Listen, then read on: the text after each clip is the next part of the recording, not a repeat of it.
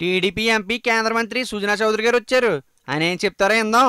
మా పార్టీ తరఫున నేను చెప్పింది ఏంటంటే ఇప్పుడు అపోజిషన్ వాళ్ళు చేస్తున్నది ఏమాత్రం సబబుగా లేదు. జనాలు చెప్పేది ఏంటంటే స్పెషల్ స్టేటస్ పై మీరు చేసింది ఏమాత్రం సబబుగా లేదు. ప్రజా సమయము, పార్లమెంట్ సమయము, ప్రజా డబ్బు వృధా చేయటం ఇదంతా కూడా పద్ధతి కాదు. నేను చెప్పేది అదే. మీ లీడర్లకే ఇది ఏమాత్రం మంచి పద్ధతి కాదు. మన ఎక్స్టర్నల్ అఫైర్స్ మినిస్టర్ గారు సుష్మా స్వరాజ్ గారు స్టేట్మెంట్ ఇస్తానని చెప్పి ఆవిడ ఆల్మోస్ట్ 1 వీక్ నుంచి కంటిన్యూస్ గా చెప్తూ ఉన్నారు. చిన్నమ్మ కుర్చీ దిగాల్సిందే అని కాంగ్రెస్ వాళ్ళు ఆల్రెడీ 1 వీక్ నుంచి కంటిన్యూస్ గా చెప్తానే ఉన్నారు. స్టేట్మెంట్ ఇవ్వనివ్వట్లేదు. రాజీనామాకి కమిట్మెంట్ అవ్వమంటున్నారు. మరి స్టేట్మెంట్ ఇచ్చినాక గవర్నమెంట్ డిస్కషన్ కూడా ఆల్రెడీ అలౌ చేస్తానంటున్నారు. మీ అలయన్స్ పార్టీ యూపీఏలో ఉన్నప్పుడు డిస్కషన్ ఒప్పుకోలేదుగా. చేస్తానంటే ఆ రెండు కానివ్వకుండా అసలు సభని ముందుకు జరగనివ్వకుండా ఇట్లా స్తంభింపజేయడం అనేది చాలా ఆక్షేపణగా ఉంది. అప్పుడు బీజేపీ వాళ్ళు చేశారు, ఇప్పుడు మేం చేస్తా తప్ప అంటున్నాడుగా హనుమన్న.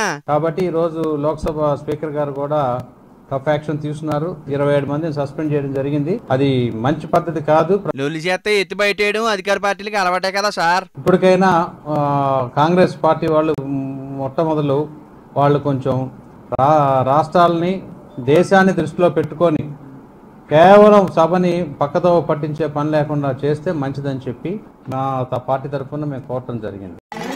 కాంగ్రెస్ వాళ్ళకి క్లాస్ ఇచ్చింది చాలు కానీ స్పెషల్ స్టేటస్ పై మీ స్టేటస్ ఏంటి? అట్లాగే ఇప్పుడు స్పెషల్ కేటగిరీ స్టేటస్ గురించి డిస్కషన్ వాళ్ళు ఎలా చేస్తామన్నారు. ఈ రోజున క్లియర్ కట్గా ఫైనాన్స్ మినిస్టర్ గారు కూడా ఉన్నారు. మంచి అవకాశం అది. అయితే మంచి ఛాన్స్ వస్తే రెచ్చిపోలేదా మీరు? ఆ అవకాశాన్ని కూడా మన ఆంధ్రప్రదేశ్లో ఒక్క ఎమ్మెల్యే కానీ ఎంపీ కానీ డిపాజిట్ కూడా రాలేదు కాంగ్రెస్కి. విభజన పాపాన్ని మీ పార్టీ వాళ్ళ మీద తెలివిగా తోసేసింది. మరి ఏం చేస్తారో వాళ్ళు వచ్చి దాన్ని డిస్కషన్ ఎలా చేస్తామంటే కూడా రాజ్యసభలో చేయనివ్వకుండా కేవలం అల్లరి చేసి సభని డిస్టర్బ్ చేశారు. వాకే ఛాన్స్ దొరికింది కదా అని కాంగ్రెస్ వాళ్ళ మీదకి తోసేస్తున్నారుగా. ఏదైనప్పటికీ మేము ఈ స్పెషల్ కేటగిరీ స్టేటస్ ఎందుకు ఇవ్వాలి, ఏమిటి, మన రాష్ట్రానికి గల ప్రత్యేక పరిస్థితులు ఏంటి అనే దాని మీద మేము ప్రభుత్వంతో డిస్కస్ చేస్తా ఉన్నాం. డిస్కషన్ సరే, ఎంతగా స్పెషల్ స్టేటస్ తెచ్చేది ఉందా లేదా?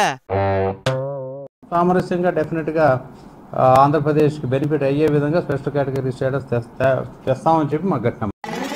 మీరు ఎలా సాఫ్ట్గా అడిగితే తేలేరని జనాలకి గట్టి నమ్మకం. ఈ స్పెషల్ కేటగిరీ స్టేటస్ ఇస్తే ఈ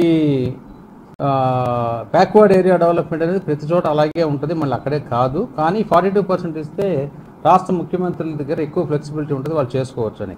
పర్సెంట్ల పేరు చెప్పి జనాల నోట్లో పెప్పర్మెంట్లు పెడతారా ఏంటి? ఆ రిపోర్ట్కి మనకి ఇష్టం లేదు. మిగిలిన రాష్ట్రాలు అడగటం కరెక్ట్ కాదు.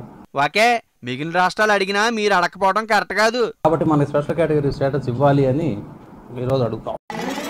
రోజు ఇలా టైం పాస్ చేసుకుంటా పోవటం కాదు, ప్రత్యేక హోదా కోసం గట్టిగా ఫైట్ చేయండి. వాకేనా? వెళ్ళా పనిలో ఉండండి మరి.